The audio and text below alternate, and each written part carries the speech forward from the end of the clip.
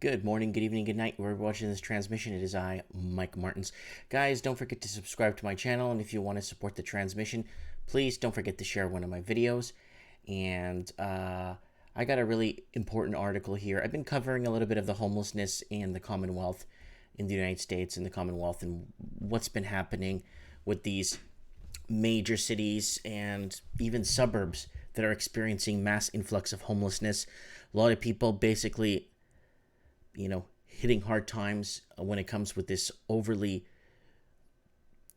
crazy, ludicrous housing prices, and which is forcing landlords to raise rents. And then if they own their properties free and clear, the property taxes go up, and that's another alternative for them to raise rents too. And a lot of the middle class and the working poor are taking the brunt of this. So this is a huge problem. The hidden homelessness in some of Sydney's wealthiest suburbs. So this article is a few months old. No, not even, a couple of months old, but it's sad and it's true, And politicians to take the time to understand the plight of people who are homeless. The electorate of Wentworth is notorious for its abundance and harbourside mansions, but amidst the mansions, luxury cars, and yachts, there is depression. Recently, a social services organization was shocked when an 82-year-old woman turned up at the doorstep. Yeah, just like the other one that I was reading about, Chilliwack, British Columbia, where somebody was discharged from the hospital with massive mental health issues and was taxied to another city, from a major city to a smaller city, and they don't have the capacity to take care of people that need to be hospitalized, right? So 82-year-old woman turned up on their doorstep. The woman's daytime refuge, Lou's Place, helped care for her to find somewhere to live. She'd been sleeping in her car for about a week, said the general manager of Lou's Place, Nicole Yade. She had grown up in the eastern suburbs her whole life and had lived with her husband in a private rental accommodation. When he passed away, relatively quickly, she ran out of savings and she was unable to afford to stay in the accommodation she was in. And this is a problem that's going to affect us quite drastically from now, or it's been hitting us already, but it's going to go from now into the next 15-20 years as the boomers get into their 70s, 80s, that are, and it just cripples the soul hearing about this kind of stuff. She was probably once doing pretty well, and as time passed and life changed and there was illness and changes with relationship with her children, they found themselves in a situation they would never ever have anticipated. Social services groups say often the homelessness in the electorate is hidden. Lou's Palace is just one outside of Wentworth in King's Cross, but Miss Yade says it regularly sees women from the wealthy electorate. Wow. The most common group of women that we see are women who are couch surfing from house to house every couple of days, or a week to a week, she said. We see women who are sleeping in cars. We see women who are in refuge or temporary accommodation. That kind of homelessness is really real. Anglicare estimates that fewer than 1% of private rental properties in Wentworth's eastern suburbs are affordable for low-income renters. Wow, that's nothing. Even the Crisis Refuge Center for Kids in Bondi Caretaker's Cottage is stuffed by people who can't afford to live there. None of my staff live in electorate.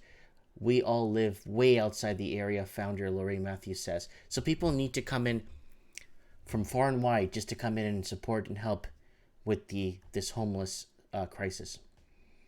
I live in Lalawara, although I grew up in the eastern suburbs.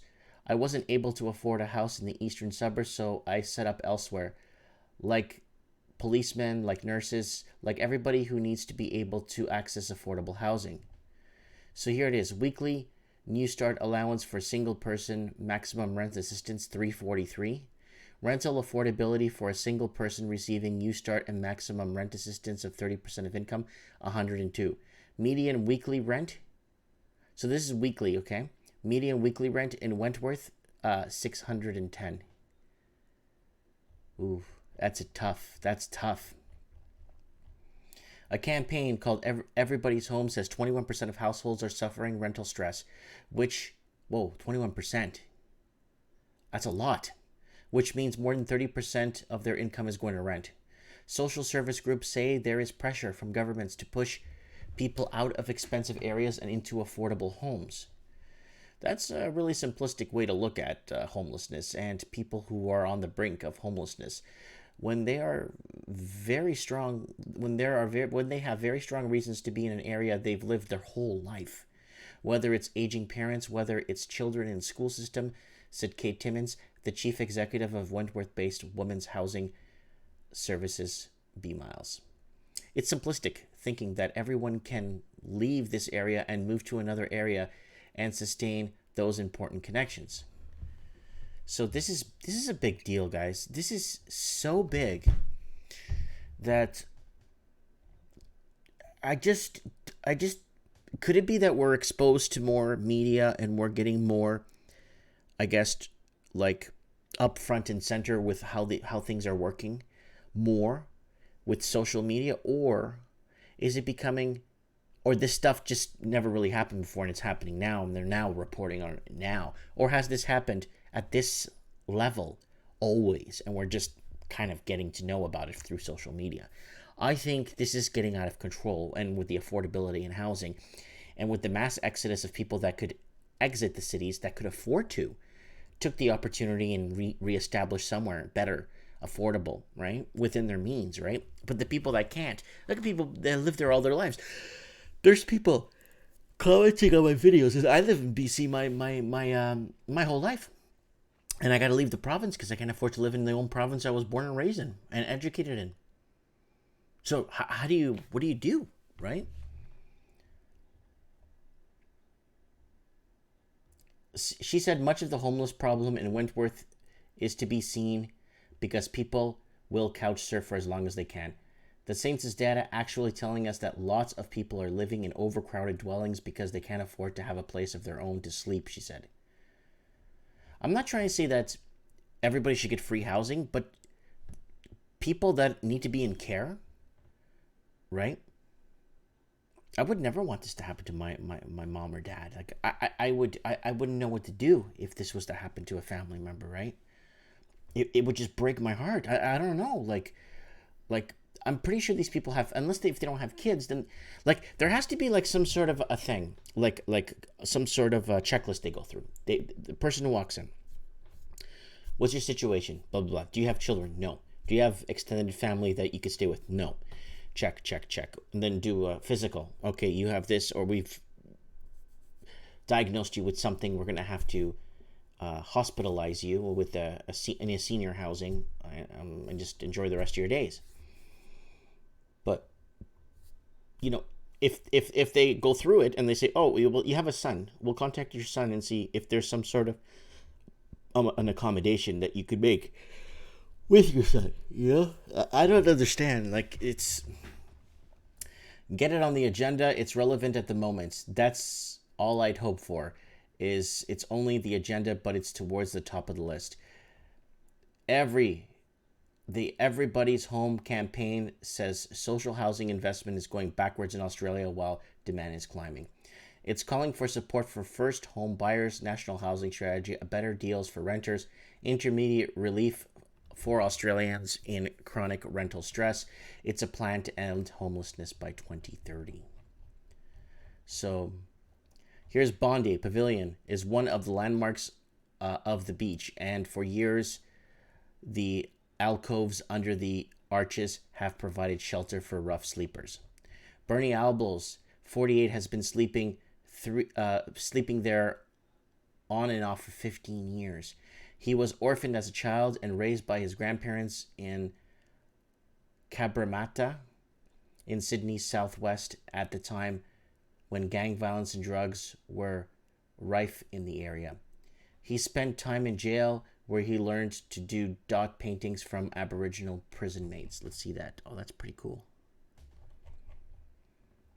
He says the pavilion is a safer place to sleep, and he gets support there from local community who bring down food.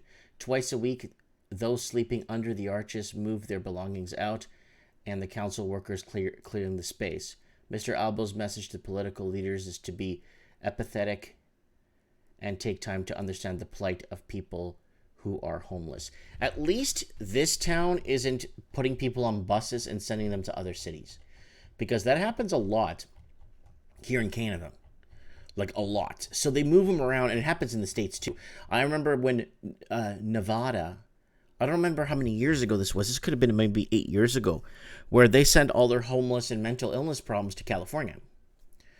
And instead of dealing with these, because we could arguably say a lot of these people pay taxes in those states if they were working 20, 30, 40 years, right?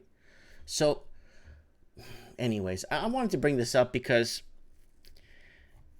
this shouldn't be happening. There needs to be services in place. Instead of making services in place to restrict you from doing so many things, why don't they start putting services in place to protect people who are vulnerable to being abused, used, and taken advantage of? 82-year-old woman sleeping in a car for 2 weeks.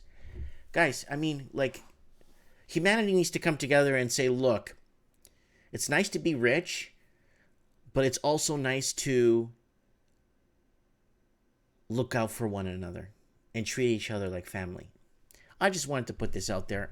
And if you want to support this transmission, guys, go ahead and share one of my videos. I really appreciate it.